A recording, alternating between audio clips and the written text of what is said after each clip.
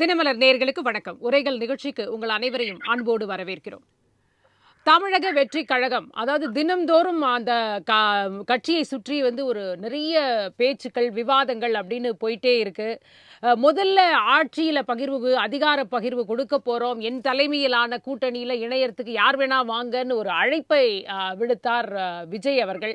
ஆனா அதைத் தொடர்ந்து பல கட்சிகள் பேசினாங்க, போனாங்க, வந்தாங்க அப்படின்றதெல்லாம் ஒரு திரைமறைவு காட்சிகளாகவே இருந்துட்டு வந்தது.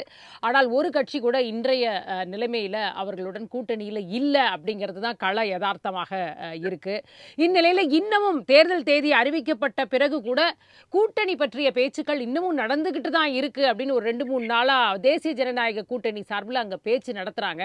அது டைரக்டா பேச்சு நடக்கலன்னா கூட திரைத்துறையினர் கனெக்ட்ல பேச்சு நடக்குது. நலம் விரும்பிகள் பேசுறாங்க.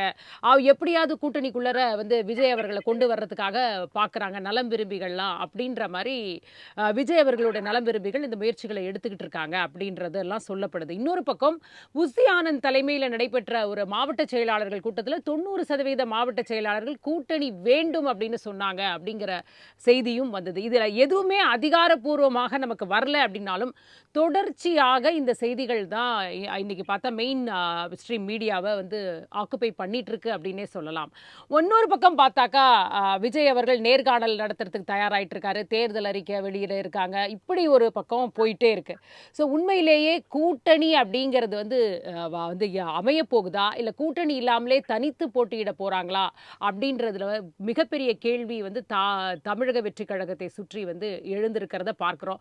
இன்னொரு புறம் அவருடைய படம் இன்றைக்கு மறுதணிக்கைக்கு உட்படுத்தப்படுகிறது அப்படின்றதும், சிபிஐ விசாரணைக்கு போயிட்டு அவர் கையெல்லாம் காட்டி ரொம்ப சந்தோஷமா அங்கிருந்து வெளில வந்தார் அப்படிங்கிறதும் சில கேள்விகள் எல்லாம் எழுப்பியிருக்கு. ஒருவேளை எல்லாமே அவருக்கு இப்போ ஈசாக்கப்பட்டிருக்கோ, எல்லாமே ஒரு ஒரு எளிமையாக நிறைய சலுகைகள் கொடுக்கப்பட்டு அவருக்கு ஒரு வாய்ப்பு கொடுக்கப்படுகிறதா, தமிழக வெற்றி கழகம் ஒரு சிறகு விரித்து பறக்க காத்திருக்கிறதா இந்த மொமெண்ட்ல அப்படின்ற ஒரு பெரிய கேள்வி எழுந்திருக்கிறது. இல்ல தனித்து தான் பறக்க போகுதா அப்படின்றது தான். அதை பத்தி தான் இன்னைக்கு பேசுறோம். திரைமறைவுல நிஜமாவே ஏதாவது நடக்குதா அப்படின்னு தெரிந்து கொள்வதற்காக அதை பத்தி பேச போயிருக்கோம்.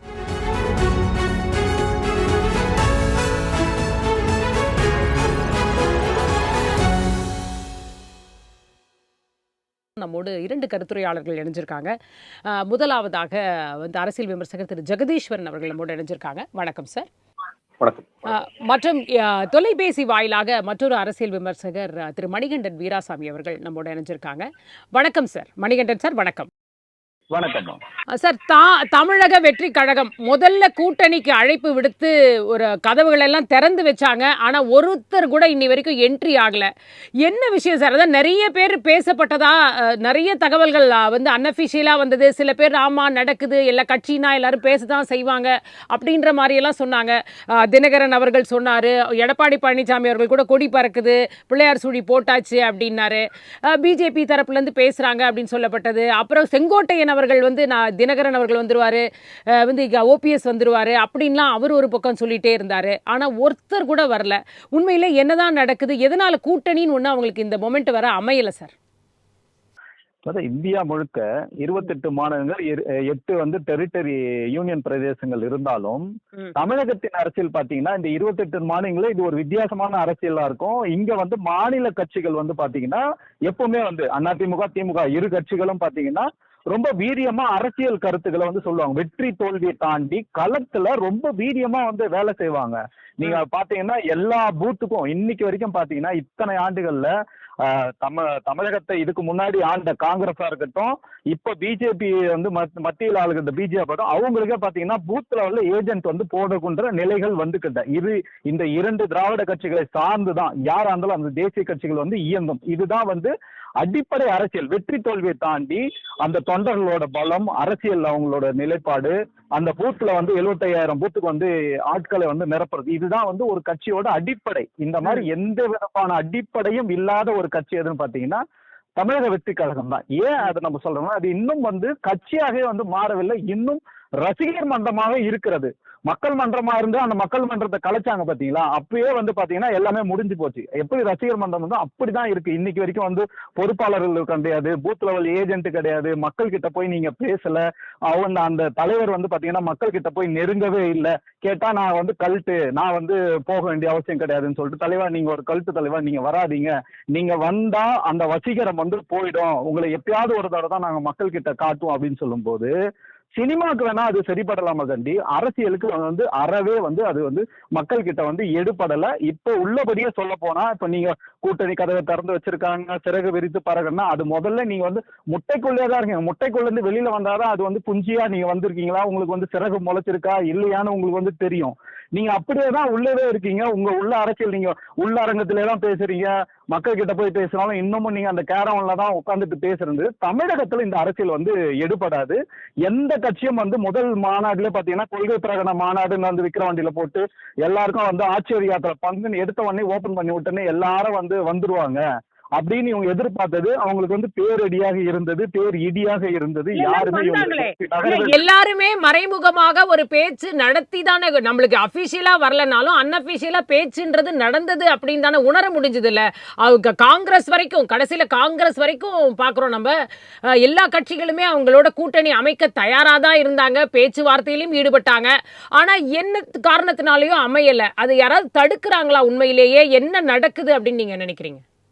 மேடம், யாருமே தடுக்கவே இல்லை. அப்படி ஒரு நிகழ்வு நடக்கவே இல்லை. ஏன்னா இது வந்து தமிழக வெற்றி கழகம் இல்ல, தகவல் வெற்றி கழகம்னு எல்லாரும் இன்னைக்கு விமர்சனம் பண்றாங்கன்னா, ஏன் விமர்சனம் பண்ணாங்கன்னா, உங்ககிட்ட ஒரு வெளிப்படை தன்மை வந்து இல்லை. ஒண்ணும் இல்லைங்க, ஒரு ஒரு அரசியல் கட்சி தலைவர் ஆட்டாரு, ஒரு பத்திரிகையாளர் சந்திப்பு இன்னைக்கு நடத்தல. ஒரு பத்திரிகை நிறுவனம் போயிட்டு உங்களை வந்து ஒரு பேட்டி எடுக்கிறது கூட, பத்திரிகையாளர் பேட்டி எடுத்த காட்சிகள்லாம் நம்ம வந்து இதுக்கு முன்னாடி எங்கேயாவது பார்த்திருப்போம்னா, இங்கதான் தமிழ்நாட்டுல பார்த்திருக்கோம். திரு விஜய் அவர்கள் தான் பார்த்திருக்கோம். எதுக்காக இதை சொல்றேன்னா, இப்ப அவங்க பாத்தீங்கன்னா அண்ணன் சீமானோட வந்து பேச்சுவார்த்தை நடத்துறாங்க. அப்ப நாங்க தமிழக வெற்றி கழகத்துல ஆக்டிவா இருந்தோம், எங்களுக்கு தெரியும். ஆனா திரு விஜய் அவர்கள் அதை வந்து சொல்லவே இல்லை. கட்சியில இருந்தவங்க சொன்னாங்க.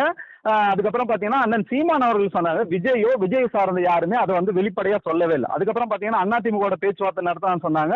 அதிமுக மறுத்தது, இவங்களும் வந்து மறுத்தாங்க. ஆனா இப்ப நமக்கு தகவல் மட்டும்தான் கிடைக்குது, இவங்க வந்து பேசுறாங்க சொல்லு. சோ இப்படி நீங்க இருக்கும்போது எந்த கட்சியும் தங்களோட அரசியலை வந்து விஜய் கிட்ட வந்து பணயம் வைக்க யாரும் தயாரா இல்லை. அதனால ஒரு லெட்டர் பாடு கட்சி கூட விஜய் நோக்கி வரவே இல்லை.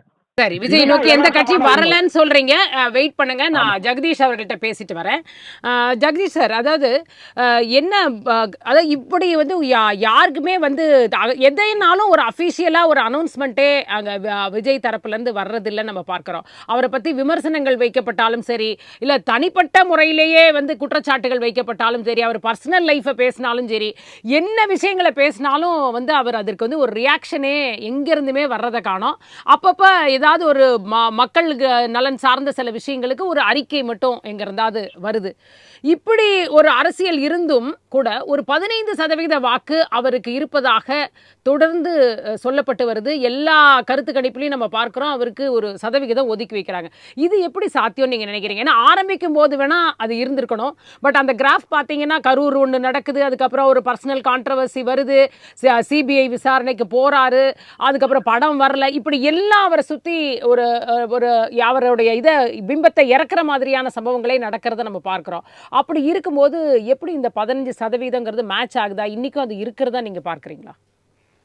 15 இல்லாட்டியும் மேக்சிமம் ஒரு 10-12 போறதுக்கான வாய்ப்புகள் இன்னும் இருக்கதான் செய்யுது. அதுல மாற்று கருத்து இல்லை. 15ங்கிறது ஏன்னா க்ளோசர் டு எலெக்ஷன்ஸ் போகும்போது நீங்க வந்து கேண்டிடேட்ஸ் யாரு, இன்னும் சொல்ல போனா அந்த களம் யாருக்குமான போட்டியாக இருக்க போகின்றது, அந்த கேள்விகளுக்கெல்லாம் பதில் வரும்போது இது கொஞ்சம் குறையும்.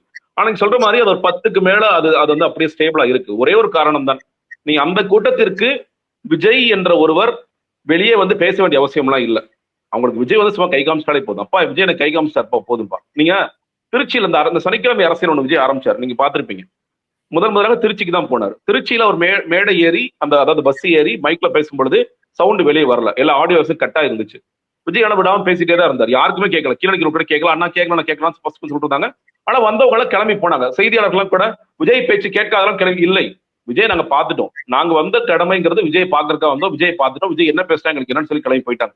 மதுரையிலையும் அது தொடர்ந்துச்சு. மதுரை மாநாட்டுல ரேம்ப் வாக் ஒன்று, பெரிய ரேம்ப் வாக்கு. இந்த ரேம்ப் வாக்கு விஜய் முடிக்கும் பொழுது ஒரு செக்டர் அப்படியே கிளம்பி போனாங்க.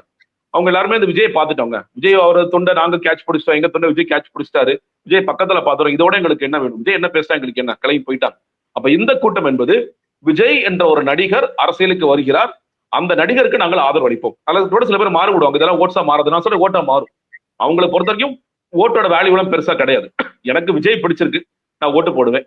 விஜய் தான் எனக்கு சரியான தலைவர். விஜய் என்ன அரசியல் முன்வைக்கிறார், விஜய் என்ன கொள்கையை முன்வைக்கிறார், விஜய் மற்றவர்கள் எப்படி மாற்றாக இருக்கிறார், அது எதுவுமே எனக்கு தேவையில்லை. விஜய்ங்கிற நடிகர் என்டர்டெய்னர் எனக்கு குஷிப்படுத்திருக்காரு, எனக்கு சந்தோஷப்படுத்திருக்காரு. அதற்கு கைமாறாக நான் அவருக்கு ஓட்டு கொடுப்பேன், அவ்வளவுதான், வாக்களிப்பேன். அந்த வேல்யூ ஆஃப் ஓட்டு எல்லாம் நீங்க போய் அவர்கிட்ட டீட்டெயிலாம் பேசினா அதெல்லாம் எதுவுமே புரியாது. அது புரிய வேண்டிய அவசியம் இல்லை. கட்சியும் அப்படிதான். நீங்க இந்த விஜயோடைய வெற்றி என்ன தெரியுமா? பொலிட்டிக்கலா இந்த கூட்டத்தை அப்படியே வச்சிருக்கிறதா. இவங்க எல்லாம் பொலிட்டிசைஸ் பண்ணிட்டீங்கன்னா இவங்க கொஞ்சம் சிந்திக்க ஆரம்பிச்சானா விஜய் ஓட்டு விலகிடுவான். ஐயோ என்ன இவ்வளவு இருக்கு அரசியல் இப்படியா, சட்டமன்றம்னா இதுவா, நாடாளுமன்றம்னா இதுவா, இவ்வளவு பிரச்சனைகள் இருக்கா, மக்கள் பிரச்சனை இவ்வளவு துறைகள் இருக்கா, இவ்வளவு இஷ்யூஸ் இருக்கான்னு பேச பேச அவன் பொலிட்டிசைஸ் ஆனதை வெளியே போயிடுவான்.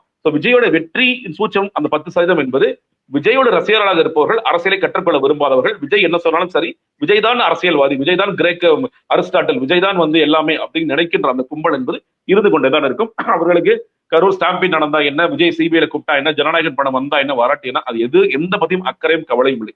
விஜய் எங்களுக்கு பிடிச்சிருக்கு. அதுல இளம் பெண்கள் இருக்கிறாங்க, இளம் பசங்க இருக்கிறாங்க, பெண்கள் இருக்கிறாங்க, இந்த சட்டம் இருக்கதான் செய்யறாங்க.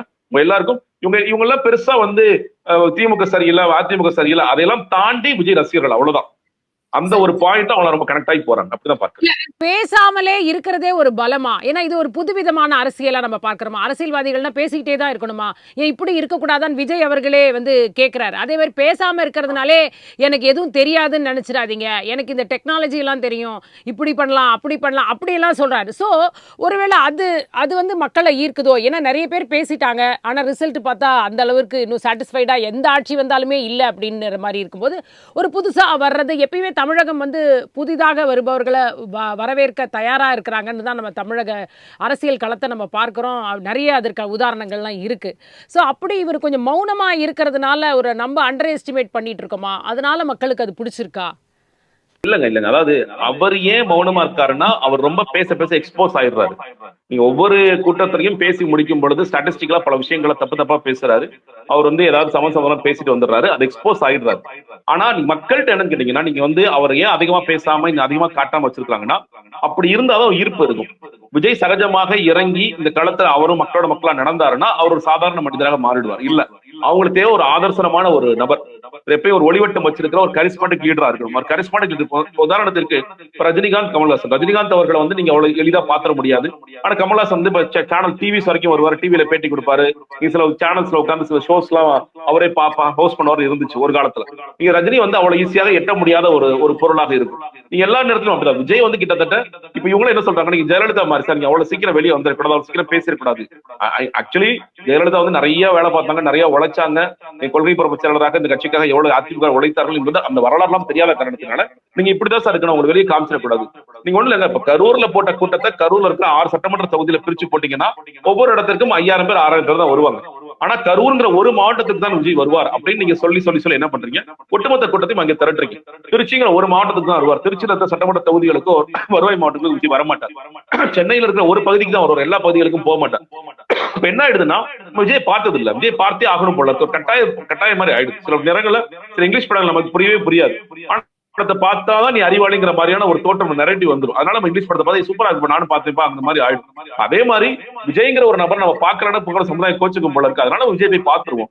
அவங்க பார்த்துட்டாங்க, இவங்க பார்த்துட்டாங்க, கரூர்ல நீங்க வேலை முடிஞ்சு ஏன் போறாங்க, விஜய் நம்ம ஊருக்கு வந்திருக்காரு, எல்லாரும் போயிட்டு இருக்காங்க, நம்மளும் போய் பார்த்துட்டு வந்துருவோம். விஜய் திரைப்படங்கள் கூட அப்படிதான். விஜய் திரைப்படங்கள் எல்லாரும் பார்த்துட்டாங்க, நம்மளும் குடும்பமா போடும் போல நம்மளும் போவோம் அப்படிங்கிற ஒரு சுழலுக்குள்ள சிக்கிட்டு இருக்காங்கன்னு பாக்குறேன். அப்ப அந்த மாதிரி ஒரு எளிதில் கிடைக்க முடியாத அல்லது எளிதில் அணுக முடியாத பொருளாக விஜய் வைத்திருக்கணும். இது ஸ்ட்ராட்டஜிக்கலா பண்றாங்க, அதை விஜய் என்ஜாய் பண்றாரு. விஜய்க்கு அது ஒரு தளத்துல எப்படி பயனுள்ளதா இருக்குன்னா, நம்ம ரொம்ப பேசணும்னா எக்ஸ்போஸ் ஆயிடும். விஜய் நீங்க ஆத்துக்குள்ள அணைக்குள்ள இறங்கி அந்த டெக்னாலஜி எல்லாம் நான் கேட்கிறேன், நாளை அணை பேர் மட்டும் சொல்லுங்க விஜய் சொன்னா அவரால் சொல்ல முடியாது. அவர் டக்குன்னு ஜான் யார்ட்டாவது எழுதி வாங்குன்னு சொல்றாரு, அவர் யார்ட்டாவது எழுதி வாங்குவார். அதுதான் விஜய். அவர்கிட்ட ஸ்கிரிப்ட்ல என்ன இருக்குங்கிறத தாண்டி விஜயால இயல்பாக ஒரு 2 நிமிடம், நான் சொல்ல 2 நிமிடம் விஜயால பேச முடியுமா? பேச முடியாது. நீங்க ஒரு 2ஆம் ஆண்டு விழால ரொம்ப தீவிரமாக ஹிந்தி பிரச்சனை போயிட்டு இருக்கு. அவர் இன்னைக்கு நாட்டில் இருக்கிற மிக முக்கியமான பிரச்சனை என்ன தெரியுமா அப்படின்னு சொல்லிட்டு அவர் சொல்றாரு. நம்ம எல்லாருக்கும் தெரியாது, விஜய்க்கு மட்டும் தான். அப்புறம் பேப்பர் திருப்பி பார்க்கறோம், இந்திய எதிர்ப்பு போராட்டம். அதுதான் விஜய்.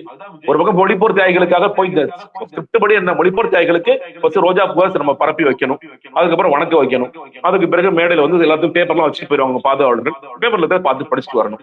இதை தாண்டி விஜயாக இயல்பாக விஜய் இந்த பிரச்சனையை புரிந்து கொண்டு இந்த பிரச்சனையோட மையக்கரு இதுதான், இந்த பிரச்சனை இப்படிதான் தீர்க்கப்பட வேண்டும் ஏதாவது பேசியிருக்காருன்னா பேச மாட்டார், பேச முடியாது. ஏன்னா அவருக்கு இயல்பாகவே பெரிய அரசியல் ஆர்வம் எல்லாம் இல்ல. இந்த இடத்துல நம்ம ஒரு வேஷம் போட்டிருக்கோம், ஏதோ இந்த இந்த முதலமைச்சர் பொறுப்புக்கு ரொம்ப இயல்பா கிடைச்சிரும் போல இருக்கு. நம்ம சுத்தி இருக்கிறவங்க சொல்றாங்க சார் நீங்க தான் சிஎம், நீங்க தான் சிஎம் சொல்லி சொல்றாங்க, அதை மட்டுமே நம்பி அவர் வாழ்ந்து இருக்கக்கூடிய ஒரு ஜீவனாக இருக்கின்றார். சரி, மணிகண்டன் சார், அதாவது இப்போ பார்க்குறோம் நம்ம விஜய் அவர்களுடைய கட்சி சார்பாக அந்த மாவட்ட செயலாளர்கள் கூட்டம் வந்து நடந்தது, அது புசி ஆனந்த் தலைமையில். அதில் 90% பேர் வந்து விரும்புகிறாங்க கூட்டணியை அப்படின்ற ஒரு விஷயத்தை வந்து வெளியில் விட்டாங்க. அஃபிஷியலாக அவங்க எதுவும் சொல்ல அப்படின்னா கூட தகவல்கள் கசிய விடப்பட்டன, அந்த மாதிரி தெரிய வந்தது. ஸோ உண்மையிலேயே களத்தில் இருக்கிறவங்க கூட்டணி இருந்தாதான் நம்ம ஏதாவது ஜெயிக்க முடியும் அப்படின்னு உணர்ந்து இந்த கருத்தை வெளிப்படுத்தியிருப்பாங்க அப்படின்னு நீங்க நினைக்கிறீங்களா? கூட்டணிக்கு இப்போ அவங்க ட்ரை பண்ற மனநிலையில இருக்குதா தாவேகா? இப்ப உள்ளபடியே அது வந்து ஒரு அதிமுக்கியமான ஒரு கூட்டம், அந்த தொண்டர்கள் கிட்ட வந்து பேசணும். ஏன்னா நீங்க நேர்ல கூட பேசல, இணைய வழியா தான் நீங்க பேசுறீங்கன்னா அது யாரு முன்னெடுத்து இருக்கணும், கட்சியோட தலைவர் யாரு, யாருக்கு அந்த வந்து அந்த பலம் இருக்கு அப்படின்னு பாத்தீங்கன்னா திரு விஜய் அவர்கள் தான் அந்த இடத்துல வந்து பேசி இருக்கணும். அதுக்கு கூட என்னோட சப்ஸ்டியூட்டை தான் நான் அனுப்புவேன் அப்படின்னு சொல்றது வந்து உள்ளபடியே சகோதரர் வந்து ஜெகதீஸ்வரன் சொன்ன மாதிரி அவருக்கு வந்து அரசியல் ஆர்வம் இல்லை. அவர் வந்து இழுத்து புடிச்சிட்டு வந்து ஒரு இடத்துல நிக்க வச்சுட்டு அவரை திருப்பி அமுச்சு விட்டுறாங்க. அதனாலதான் பாத்தீங்கன்னா அது பெருசா வந்து தாக்கம் இல்லை. அது சார்ந்து இங்க வந்து ஊடகங்கள் தான் விவாதிக்கிற மகண்டி அது அந்த கருத்துக்கள் விஜய் பேசின கருத்துக்கள் இனி மக்கள் கிட்ட போய் சேரவே இல்லை. அது வந்து பாத்தீங்கன்னா ஒரு சினிமா ஹீரோங்க வந்தாருங்க பேசினாருங்க கை தட்டணும் கலைஞ்சு போயிட்டோம் அப்படி இருக்க கண்டி அந்த இப்ப நம்ம சொல்ற மாதிரி அவங்க 90% ஆதரிச்சாங்களான்னு யாருக்கும் தெரியாது. அதுல சொல்லப்பட்டது விஷயங்கள் யாருக்குமே தெரியாது. அவங்க என்ன சொல்லியிருக்காங்க, தலைமைக்கு ஒரு பிரச்சனைப்பா, தலைவர் ஒரு பிரச்சனைப்பா, தலைவர் கட்டி வந்து கழுத்துக்கு வந்து கத்தி தொங்குதுப்பா, தலைக்கு வந்து கத்தி தொங்குது, அதை நம்ம காப்பாற்றணும். கையெழுத்து போடுறோன்னா கையெழுத்து போட்டு போயிடும். ஏன்னா அரசியல் தெரிஞ்சவங்க ஒருத்தனுமே கிடையாது. அதில் சொல்றாங்கல்ல அதெல்லாம் கட்டுக்கதைகள். அதுல வந்து 10% பேர் எதிர்த்தாங்க அப்படின்லாம் வந்து கிடையவே கிடையாது. அவங்க வந்து என்ன சொல்றாங்களோ அந்த முடிவுக்கு வந்து கட்டுப்படுவாங்க. தலையாட்டி பொம்மைகளா தான் இருக்காங்க. யாருமே அரசியல் தெரிந்தவர்கள் கிடையாது, அரசியல் வந்து புரிதல் இருந்தவங்க கிடையாது. ஆரம்பத்தோட விஜயோட பயணப்பட்டவங்க யாருமே வந்து கிடையாது. அவங்க மாவட்ட செயலர்கள் இருக்காங்க, பட் எத்தனை மாவட்ட செயலர்களுக்கு வந்து இன்னைக்கு அவங்க சீட்டு கொடுத்துருக்காங்கன்னு பாத்தீங்கன்னா கிடையாது. யாரு பணம் கொடுத்துருக்காங்க, யாரு வந்து மித்த பிற கட்சிகள் இருந்து வந்து வெளியிலிருந்து வந்த ஆட்கள் தான் வந்து இன்னைக்கு வந்து வேட்பாளராகவே இருக்காங்க. அப்போ பாத்தீங்கன்னா உட்கட்சியிலே அங்க வந்து நிறைய குழப்பங்களுக்கு பிரச்சனைகள் இருக்கு. மாவட்ட செயலாளர்கள் வந்து பாதி பேர் எனக்கு சீட்டே வேணான்னு போயிட்டாங்க. அவங்க எல்லாம் எலெக்ஷன்ல வேலை செய்ய போறதே கிடையாது. இப்ப யாரெல்லாம் இன்னைக்கு வேட்பாளர் அறிவிக்கிறாங்க அவங்களுக்கு வந்து வேலை செய்யறதுக்கு ஆட்களே இல்ல. இந்த மாதிரி ஒரு கட்சியை நம்ம வந்து பார்த்திருக்க முடியும். இதெல்லாம் இது காரணம் யாருன்னு பாத்தீங்கன்னா திரு விஜய் அவர்கள் வந்து கட்சியை அவுட் சோர்சிங் மாதிரி விட்டுட்டு அவர் பாட்டுன்னு அவர் ஹாயா அவர் வேலையை பார்க்க போனதோட விளைவு பாத்தீங்கன்னா இன்னைக்கு கட்சிக்குள்ள பல்வேறு குழப்பங்கள். அந்த தொண்டர்களுக்கே ஏதாவது ஒரு தேவைன்னா யார்கிட்ட போய் கேட்கறது? கட்சியில ஒரு ஸ்ட்ரக்சரே கிடையாது. ஒரு தலைமை செயலாளரோ இல்ல கட்சிக்கு வந்து ஒரு செயற்குழு பொதுக்குழு இல்லாத ஒரு கட்சி உலகத்திலே ஒரு கட்சி இருக்குன்னு பாத்தீங்கன்னா அது தாவேகாவா தான் இருக்கும். நீங்க இவ்வளவு குளறுபடிகளை வச்சுக்கிட்டு இந்த மாதிரி அடிப்படையில செய்ய வேண்டிய எந்த விதமான வேலைகளும் செய்யாம நான் தான் தமிழ்நாட்டுல வந்து முதலமைச்சர் எல்லாரும் எனக்காக வெயிட் பண்றாங்க, எது பண்ணாலும் திமுகவோட சதி இல்ல. எலெக்ஷன் முடிவுல மணிகண்டன் சார், இப்ப எலெக்ஷன் முடிவுல வேற மாதிரியான முடிவுகள் வந்துருச்சுன்னா அது அவரோட பிம்பத்தை தானே சார், அவருக்கு தானே சார் பாதிப்பு வந்து அதிகமா விஜய்க்கு தானே இருக்கக்கூடும். அப்ப இவ்வளவு கேர்லெஸ்ஸா அவர் பண்ணிருப்பாரு அப்படின்றத ஏத்துக்க முடியுமா? அப்படி இருந்திருந்தா இந்த 2 ஆண்டுகள்ல வந்து அவர் வந்து ஒரு மதிப்பீடு பண்ணியிருப்பார்ல. நான் இந்த இடத்த வந்து இந்த இடத்துக்கு நகர்ந்து வந்திருக்கேன்னு அவர் வந்து சொல்லுங்களா. அவரோட சுய மதிப்பீடு இருக்குல்ல. இன்னைக்கு பத்திரிகையாளர் வந்து சந்திச்சு அவர் வந்து பேசணும்ல.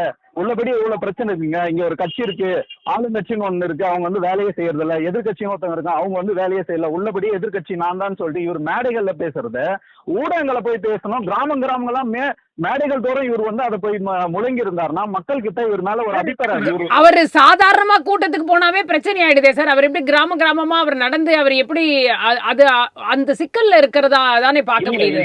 இல்ல மேம், இது வந்து பாத்தீங்கன்னா பொய்யாக கட்டமைக்கின்ற பிம்பம். நான் பாத்திருக்கேங்க, அவரை நேர்ல பாத்திருக்கேன். பாலவாக்கத்துல வந்து ஒரு சிலைக்கு மாலை போடுறாரு, மக்கள் வந்து கடந்து போய்கிட்டே இருக்காங்க. அதே மாதிரி பாத்தீங்கன்னா யாரும் அவரை நோக்கி எல்லாம் வரல, யாரும் வந்து விஜய் வந்து பாக்கணும்னு ஆர்வம்லாம் யாருக்கும் கிடையாது. அதே மாதிரி பாத்தீங்கன்னா நல்லக்கண்ணையாவோட இறப்புக்கு வந்தார், நான் அந்த இடத்துல இருந்தேன், அவர் வந்தாரு மாலை போட்டு போனார், யாரும் அவர் நெருங்கி போகவே இல்லை. இவங்க வந்து கட்டமைக்கிறாங்க, விஜய் வராருன்னு இவங்க வந்து ஒரு பிரபகண்டா பண்ணி அதை விளம்பரம் பண்ணி வாங்கன்னு எல்லாரையும் கூப்பிட்டு வச்சுதான் இவங்க வந்து ஒரு தேர் வந்தா எப்படி வந்து ஊரெல்லாம் கூப்பிட்டு மேல அடிச்சு எல்லாருக்கும் வந்து அனௌன்ஸ் பண்ணி கூப்பிடுவாங்க, அந்த மாதிரி இவர் வந்து அதை வந்து பெருசு படுத்துறாங்க. அதை தாண்டி இவருக்கு வந்து கூட்டம் ஈர்ப்பு அதெல்லாம் வந்து கிடையவே கிடையாது உங்களுக்கு. சரி. இது இது வந்து எலெக்ஷன்ல வந்து நிச்சயமா வந்து எதிரொலிக்கும். இப்ப அண்ணன் சொன்ன மாதிரி 10% 12% பாத்தீங்கன்னா அவருக்கு முன்னாடி இருந்தது. இப்ப அந்த தந்தர்களே, அந்த ரசிகர்களே, விஜய் யாரெல்லாம் நேசித்தார்களோ அவர்கள்லாம் இன்னைக்கு கூட்டமாக வெளியிட்டு அவருக்கு எதிரான கருத்துக்களை வந்து பதிவிடுறாங்க. சோ இது வந்து அவருக்கு மிகப்பெரிய ஒரு பின்னடைவு தான் இருக்கு. எனக்கு தெரிஞ்சு 4% அவர் எடுத்தாலே பெரிய விஷயமா நான் பாக்குறேன். ஜெகதீஷ் சார், அதாவது சிபிஐ கிட்ட இருந்து போயிட்டு வந்து ஒரு கொஞ்சம் ஃபர்ஸ்ட் டைம்லாம் கொஞ்சம் பிரச்சனையா ஃபீல் பண்ணாரு. கொஞ்சம் யாரையுமே சந்திச்ச மாதிரிலாம் தெரியல. பட் இந்த தடவை சிபிஐ விசாரணை முடிஞ்ச உடனே வெளியில வந்து கையெல்லாம் காட்டுறாரு. இப்போ ஜனநாயகன் படம் கூட தேர்தலுக்கு முன்னாடி வந்துருமோ அப்படின்ற ஒரு சூழல் இன்னைக்கு இந்த மொமெண்ட்ல பார்த்தாக்கா அப்படி ஒன்று இருக்கு. ஸோ இப்போ எங்கேயோ அவருடைய இதை கால்குலேஷன்ஸ் எல்லாம் கரெக்டாக போட்டு ஒரு எங்கேயோ ஒரு ஒப்பந்தத்தோட செயல்படுறாரோ, இல்லை அவருக்காக யாராவது பேசி அவருக்கு இந்த விஷயங்களை எளிதாக்கி கொடுத்துருக்காங்களா அப்படின்ற கேள்வி விமர்சனங்கள்லாம் வருது. நீங்க எப்படி பார்க்குறீங்க? இன்னமும் வந்து ஒரு கூட்டணி அப்படின்னு அவருக்காக யாராவது பேசிட்டு இருக்காங்களா? இல்லைங்க, நீங்க இப்போ நிறைய நேரங்கள்ல இந்த சிபிஐ மூலியமாக அரசியல் கட்சிகள் வளைக்கப்படுகிறதா அப்படிங்கிற ஒரு கேள்வி இருக்கு. அது நடந்திருக்கலாம். ஆனால் இந்த ஸ்பெசிபிக் இன்ஸ்டன்ஸ்ல இப்போ வந்து சிபிஐக்கு விஜய் போயிட்டு வந்ததுக்கு பிறகு இந்த கூட்டணி கணக்கில் என்டிஏக்குள்ள விஜய் வருகின்றார், இது எதுவுமே இல்லை. பாஜக நிச்சயமாக இந்த தருணத்தில் விஜய் விரும்பவில்லை. அவங்க அந்த இடத்தோடு நகர்ந்து வந்துட்டாங்க. எடப்பாடி பழனிசாமி இந்த கூட்டணியில் விஜய் விரும்பவில்லை. அவரும் அந்த இடத்தோடு நகர்ந்து வந்துட்டார். அவர் தெளிவா சொல்லிட்டார், விஜய் எல்லாம் வேண்டாம்னு சொல்லிட்டார். ஜெயிக்கிறோம் தோக்குறோங்கிறலாம் வேற விஷயம், வேண்டாம்னு சொல்லி முடிவு எடுத்துட்டாங்க. விஜய் வந்தால் விஜய் வருகிறார், 60 கொடுக்குறாங்க, 80 கொடுக்குறாங்க, டெபுட்டி சிஎம் கொடுக்குறாங்க, சிஎம் கொடுக்குறாங்க, இது எல்லாமே கட்டுக்கதைகள். இது எல்லா கட்டுக்கதைகளையும் திட்டமிட்டு கட்டவிழ்த்து விடுவது தாவேக தரப்பு.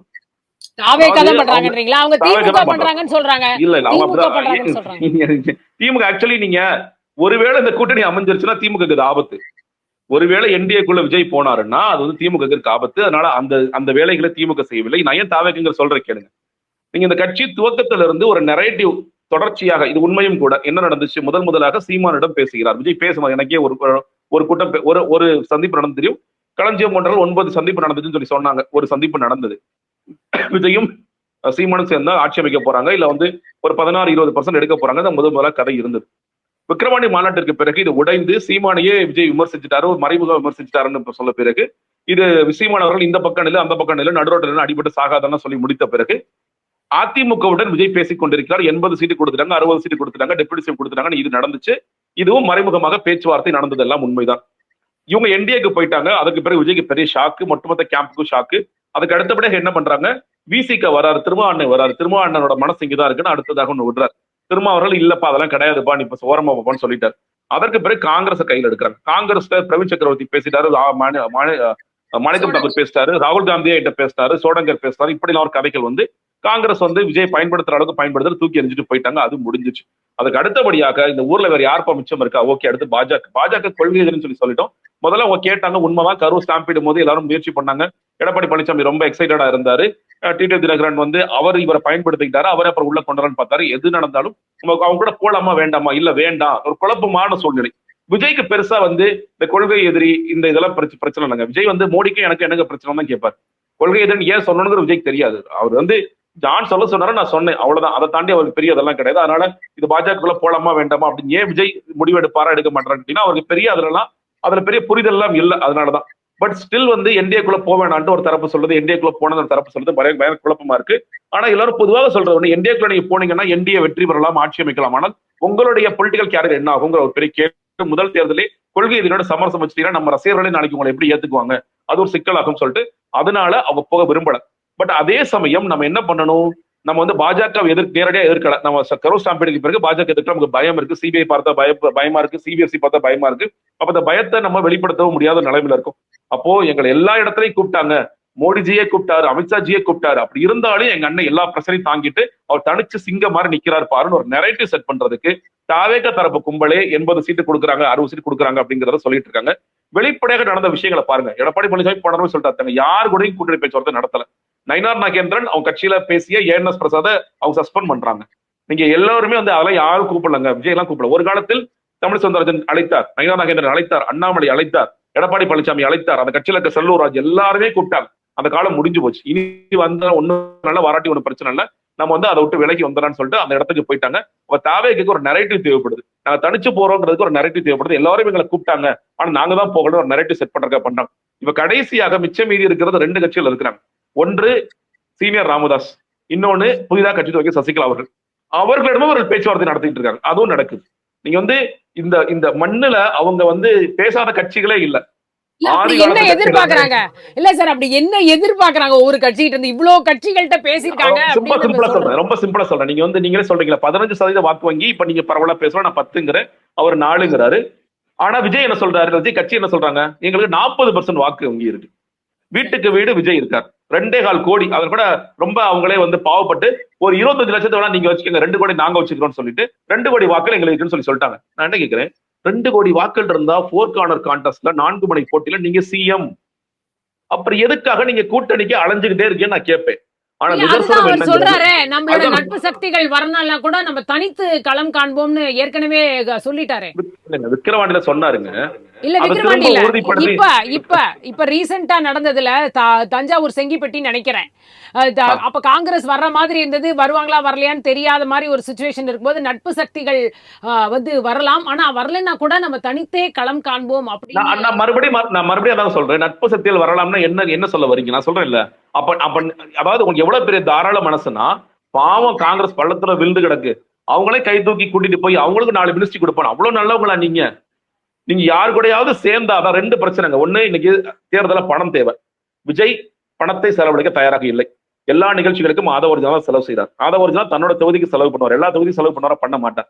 அப்போ யாராவது நமக்கு ஃபண்ட் பண்ணணும். அதிமுக கூட போயிடுற கம்ஃபர்டபுளா எடப்பாடி என்ன சொல்லிருப்பார், நான் பாத்துக்கிறேன் ஃபண்ட், நான் பாத்துக்கிறேன், நீ போயிட்டு வா, நானே கேண்டிடேட் கொடுக்குறேன், நானும் ஃபண்ட் பண்றேன், நீ சொல்ற இடத்துக்கு பிரச்சாரத்துக்கு வந்துருப்போம் சொல்லி முடிச்சிருக்கலாம், முடிஞ்சு போச்சு. இப்ப அதெல்லாம் இல்ல, இப்ப சிக்கல் ஆயிடுச்சு. அப்ப கடைசியாக நீங்க வந்து இன்னைக்கு சசிகலா அவர்களோ இல்ல வந்து சீனியர் ராமதாஸோ வந்தாங்கன்னா, அவங்கள்ட்டையும் நீங்க எத்தனை தொகுதியில் நிக்க முடியுமோ நின்னுக்கங்க, நீங்க செலவு பண்ணிக்கங்க, எங்களுக்கு முடிஞ்சா பணம் கொடுங்கன்னு கேட்பார். சுயசக்தி என்ன சொல்லும், சுயசக்தி வந்து எங்களுக்கு இவ்வளவு பணத்தை கொடுத்துருக்குன்னு சொல்லி சொல்லும். யூஸ்வலா வந்து பெரிய கட்சிகள் சின்ன கட்சிகளுக்கு உதவுவார்கள்ங்கிறது இன்னைக்கு எழுதப்படாத விதியாக இருக்கு. ஒரு பெரிய பேரம், ஸ்வீட் பாக்ஸ், வேறு பெயர்கள் வச்சு நம்ம பேசிட்டு இருக்கோம். இந்த விஷயத்துல சுயசக்தி என்ன சொல்லும்னா, மற்ற சின்ன கட்சிகள்கிட்ட எங்களுக்கு பணம் கொடுங்க, நாங்க வந்து நின்னுக்கிறோம்னு சொல்லி சொல்லுவாங்க. இதுதான் நடக்கக்கூடிய வாய்ப்புகள் இருக்கின்றது. அப்ப யார் கூடயாவது கூட்டணி வச்சு பணமும் செலவு செய்யக்கூடாது, நாங்க வந்து இந்த காலத்துல நிக்கணும் அப்படிங்கிற ஒரு இடத்திற்கு விஜய் நகர்ந்து இந்த வேலைகளை பார்த்து கொண்டே இருக்கின்றார். ஆனால் நான் வந்து பிரதானமான கட்சி, நான் முதன்மை சக்தின்னு சொல்ற விஜயை நோக்கி யாருமே வருவதற்கு தயாராக இல்லைங்கிறத உண்மை. மணிகண்டன் சார், இப்ப தனித்து களம் காண்போம் அப்படின்னா 234 தொகுதிகளிலையும் நிறுத்தறதுக்கான வேட்பாளர்கள், அந்த செலவு எல்லாத்தையும் தாக்கு பிடிக்கக்கூடிய சக்தி இருக்கிறதா தமிழக வெற்றி கழகத்திடம்? 234 தொகுதிக்கும் உள்ளபடியே விஜயோட ஆரம்பத்துல இருந்து பயணப்பட்டவங்களோ இல்ல மாவட்ட செயலாளர்களோ வந்து கிடையாது. வெளியில இருந்து பாத்தீங்கன்னா யாரெல்லாம் வந்து பணம் செலவு பண்ணக்கூடிய அளவுக்கு ஆட்களோ இல்ல வந்து தாவேக்காவுக்கு சம்பந்தம் இல்லாத ஆட்களோ தான் இப்ப வேட்பாளராக அறிவிக்க போறாங்க. வேட்பாளர் பட்டியல் வெளியில வந்ததுன்னா அங்க நான் முன்னாடியே கூறியது போல மிகப்பெரிய ஒரு அதிருப்தி வந்து இருக்கும். உள்ள வந்து ஏற்கனவே விஜய்க்காக வேலை செஞ்சவங்க, மக்கள் இயக்கத்துல இருவங்க, மக்கள் இயக்கத்துல இருந்தவங்க யாரும் வந்து வேலை செய்யக்கூடிய சூழல் வந்து களத்துல இல்ல. இப்போ அண்ணன் சொல்றது போல செலவு பண்ணக்கூடிய ஆட்களை மட்டுமே வச்சு இவங்க வந்து தேர்தலை எதிர்கொண்டாங்கன்னா, தேர்தலை வந்து எதிர்கொள்வாங்க. 234 தொகுதியை நீங்க வந்து ஒரு டம்மி வேட்பாளரோ இல்ல பணக்கார வேட்பாளரோ ஒரு தொழிலதிபரையோ ஒரு பிரபலமானவரோ மித்த பிற கட்சிகள்ல வந்து வாய்ப்பு கிடைக்காதவர்கள களம் காணப்படுவார்கள். ஆனா அவங்க அந்த தொகுதி எதுவுமே தெரியாது, அந்த ரூட் மேப்பே தெரியாது, எதுவுமே தெரியாம அவங்க களத்துல போய் யாருக்கிட்ட வேலை செய்வாங்க, அந்த தொண்டர்கள் வந்து இவங்களை வரவேற்க தயாரா இருக்க மாட்டான். அங்க பாத்தீங்கன்னா அருவாளோட தான் நின்றுட்டு இருப்பான், நீ வாடா நான் வந்து உனக்கு வந்து வேட்பாளர் நான் எங்க மாவட்ட செயலர் எதிர்பார்த்தா நீங்க கட்சிக்கே சம்பந்தம் ஒரே நாள்ல நீங்க உலகத்திலே ஒரு கட்சி அன்னைக்கே கட்சியில சேர்ந்து அன்னைக்கே டிஜிட்டல்ல வந்து பாத்தீங்கன்னா அவருக்கு வந்து உறுப்பினர் போட்டு அன்னைக்கே பணத்தை கட்டி அன்னைக்கே வேட்பாளர் அறிவிப்பு போகிற ஒரு கட்சி பாத்தீங்கன்னா ஒரு லெட்டர் பேட் இயக்கத்துல கூட இப்படி ஒரு ஒரு அரசியல் நிலைப்பாடோ இல்ல அரசியல் கட்சி இந்த மாதிரி ஒருத்தவங்களை நீங்க வந்து பாத்துருக்கீங்க. அந்த மாதிரி ஒரு மோசமான நிலையில இது வந்து இன்னமும் ரசிகர் மன்றமாக தான் இயங்குகிறது. அதனால களத்துல வந்து யாருமே கிடையாது. இன்னும் சொல்ல போனா இந்த இரு திராவிட கட்சிகளும் பாத்தீங்கன்னா நிறைய பேரை வந்து பர்ச்சேஸ் பண்ணுவாங்க. இப்ப யாருக்கெல்லாம் தேவைகள் இருக்கு, யாரெல்லாம் ரொம்ப வீக்கா இருக்கான் அப்படின்னு பார்த்தவங்க எல்லாம் அவெல்லாம் பர்ச்சேஸ் பண்ணிட்டாங்கன்னா இந்த களத்தையே நீங்க போய் சந்திக்க முடியல. விஜய் வந்து அரவணிக்கிறதுக்கோ இல்ல வந்து அங்க கூட்டிட்டு போறதுக்கோ கூட இன்னைக்கு களத்துல வந்து ஆட்கள் இல்லை. இதுதான் வந்து நிதர்சனமான உண்மை. அதை தாண்டி எங்களுக்கு வந்து அங்க இருந்து கூப்பிட்டாங்க, இங்க இருந்து கூப்பிட்டாங்க, வந்து எங்களை பிஜேபில இருந்து கூப்பிட்டாங்க, ஏடிஎம்கே இருந்து கூப்பிட்டாங்க, இதெல்லாம் பாத்தீங்கன்னா ஒரு நெரேட்டிவ் வந்து செட் பண்றாங்க. எங்களுக்கு மிகப்பெரிய ஒரு ஆதரவு இருக்கு அப்படின்ற மாதிரி ஒரு நெரேட்டிவ் செட் பண்றாங்க. பட் களத்துல வந்து இல்ல. உள்ளபடியே அவங்க இப்பயாவது யாருக்காவது உண்மையான வந்து என்ன சொல்றேன்னா கேண்டிடேட்ஸ்க்கு வந்து சீட்டு கொடுத்து விஜய் உள்ளபடியே வந்து ஹானஸ்டா போய் வந்து எலெக்ஷன் பிரச்சாரத்துல வந்து இறங்கி மக்களோட சேர்ந்து மக்கள் பிரச்சனைகளை பேசினார்னா நான் சொன்ன இந்த 6% வந்து அண்ணன் சொன்ன மாதிரி ஒரு 10% 12% போறதுக்கு வாய்ப்பு இருக்கு. அதை தாண்டி களத்தை அவங்களுக்கு எந்த விதமான வாய்ப்புகளும் வந்து கிடையாது. இன்னும் ஒரு படி மேல போய் சொல்றேன், விஜயே இந்த எலெக்ஷன்ல வந்து போட்டியிட மாட்டார். ஏன்னா அவர் வந்து வேட்புமனு தாக்கல் பண்ணுவாரு, அதுல பல்வேறு குளறுபடிகள் சொல்லி இவங்களே வந்து ஃபார்மை ரிஜெக்ட் பண்ற அளவுக்கு தான் அந்த லட்சத்துல வந்து ஃபார்மை வந்து ஃபில் பண்ணி கொடுத்துட்டு திமுகவோட சதி அப்படின்னு சொல்லிட்டு இவங்க இதை வந்து ஒரு தேர்தல் நெருக்கவே எடுத்துட்டு போறதுக்காக திட்டமிட்டு இருக்காங்க. சரி. ஜெகதீஷ் சார், லாஸ்டா அதாவது விஜய் பெரம்பூர்ல நிக்க போறாருன்னு இன்னைக்கு பேச்சு ரொம்ப சிவியரா எல்லா இடத்துலையும் எல்லா சேனல்ஸ்லையும் நம்ம பார்க்குறோம். இந்த மாதிரி செய்தி வந்துகிட்டு இருக்கு. விஜய் மணிகண்டன் சார் சொல்றாரு, இல்லை அவர் ஃபார்ம் ஃபில்அப் பண்றதே சரி இருக்காது, அதே காரணம் காட்டி அவர் வெளியில வந்துருவாரு அப்படிங்கிறாரு. விஜய் முதல்ல நிப்பாரா இந்த எலெக்ஷன்ல அப்படின்ற ஒரு கேள்வியும் இருக்கு. எப்படி பார்க்குறீங்க அந்த விஷயத்தை? கண்டிப்பா நிப்பாரா? அதுவும் பல தொகுதியில நிப்பாருன்னு புசி ஆனந்த் சொல்றாரு, நிறைய தொகுதியில நிப்பாருன்னுலாம் வேற அவர் சொல்றாரு. அதனால எப்படி இருக்கும்னு நினைக்கிறீங்க? இல்லைங்க, கடந்த 6 மாசமாக எனக்கு தெரிஞ்ச எல்லா யூடியூப் சேனல்ஸ்லையும் நான் சொல்ற ஒரே பதில், விஜய் நிற்க மாட்டார். அவர் ஃபார்ம் ஃபில் பண்ணால விஜய் நிற்கவே மாட்டார். விஜய்க்கு நிக்கிறதுல ஐடியா இல்ல. காரணம் என்னன்னு கேட்டீங்கன்னா, ஒண்ணு, இந்த கட்சியோடைய பிரதான முகம் என்பது விஜய் மட்டும்தான். இப்ப விஜய் கேம்பெயின் எல்லா இடத்துக்கும் போக போறது இல்லை. அவர் அதையும் தெளிவுபடுத்திட்டார். எலெக்ஷன் அன்னைக்கு விஜயும் வெளியே வந்து வாக்களிப்பார்கள். நீங்க என்ன ஜெயிக்க வச்சீங்கன்னா நான் கிராமந்தோறும் வருவேன், நான் வீட்டுக்கு வீடு வருவேன். ஜெயிக்க வச்சீங்க நான் அதுக்கு முன்னாடி எல்லாம் வரமாட்டேன். ஸோ அதனால முன்னாடி எல்லாம் வரமாட்டாரு. அவர் வீட்டுக்கு வீடு எல்லாம் போக மாட்டாரு. இன்னும் சொல்ல போனா எல்லா தொகுதிகளுக்கும் போக மாட்டார், எல்லா மாவட்டங்களுக்கும் போக மாட்டார். சில குறிப்பிட்ட பாயிண்ட்ஸ்ல நின்று அவர் வந்து கோயம்புத்தூர், திருப்பூர், ஈரோடு எல்லாம் ஒட்டுமொத்தமா வாங்க, ஏதாவது வண்டி மேல ஏறுங்கன்னு சொல்லி எல்லா கேண்டிடேட்ஸையும் காமிச்சிட்டு கொஞ்ச நேரம் பிரச்சாரம் மட்டும் போயிடுவாரு. அந்த மாதிரி சில குறிப்பிட்ட பாயிண்ட்ஸ்ல மட்டும் தான் அவர் பண்ற ஐடியாலே இருக்கு. பட் அதை கூட பண்றதுக்கு விஜய் மட்டும் தான் அந்த கட்சியில இருக்காரு. புசியானந்த் போனாலும் கிரௌட் வருமா? வராது. ஆதவர்ஜனா போனா வராது. வேற யார் போனாலும் வராது. கிரௌட் புள்ளரா விஜய் மட்டும் தான் இருப்பாரு. அது ஒண்ணு. இன்னொன்னு, விஜய் ஒரு பெரம்பூர்ல நிக்கிறார், என்ன நடக்கும்? சேகர் பாபு பெரம்பூர்ல விஜய் எதிர்த்து நிற்பார். திருச்சி கிழக்குல நிக்கிறாரா, கே.என். நேரு, அன்பில் மகேஷ் பொய்யாமலும் விஜய் எதிர்த்து எவ்வளவு தீவிரம் வேலை செய்வோம் தெரியுமா? விஜய் ஒரே ஒரு தொகுதியில் முடங்கக்கூடிய வாய்ப்புகள் இருக்கின்றது. அப்ப அது செய்யக்கூடாது அப்படின்னா விஜய் நிற்கக்கூடாது அப்படிங்கறத அவங்க ஸ்ட்ராட்டஜிக்கலா பாக்குறாங்க. பட் இதையெல்லாம் தாண்டி உண்மையான விஷயம் என்பது, இந்த தேர்தல் முடிவுக்கு பிறகு விஜய் மறுபடியும் சினிமாவிற்கு போவார். தோற்று போன ஒரு அரசியல்வாதியாக விஜய் சினிமாவிற்கு போறது விரும்பவில்லை. தோற்று போன அரசியல்வாதினா கட்சி தோற்று அது ஒரு விஷயம். பட் தோற்று போன ஒரு இண்டிவிஜுவல் எம்எல்ஏ கேண்டிடேட்டா விஜய் இருக்க விரும்பாத காரணத்தினால் அவர் என்ன பண்ணுவாரு, நான் தான் மக்கள் ஒரு முதல் வேட்பாளர், ஆனா என் கேண்டிடேட்ஸ் எல்லாம் நிப்பாங்க, அவங்க எல்லாம் ஜெயிச்சிருவாங்க. ஜெயிச்ச பிறகு அவங்களுக்குள்ள சண்டை நடக்கும்.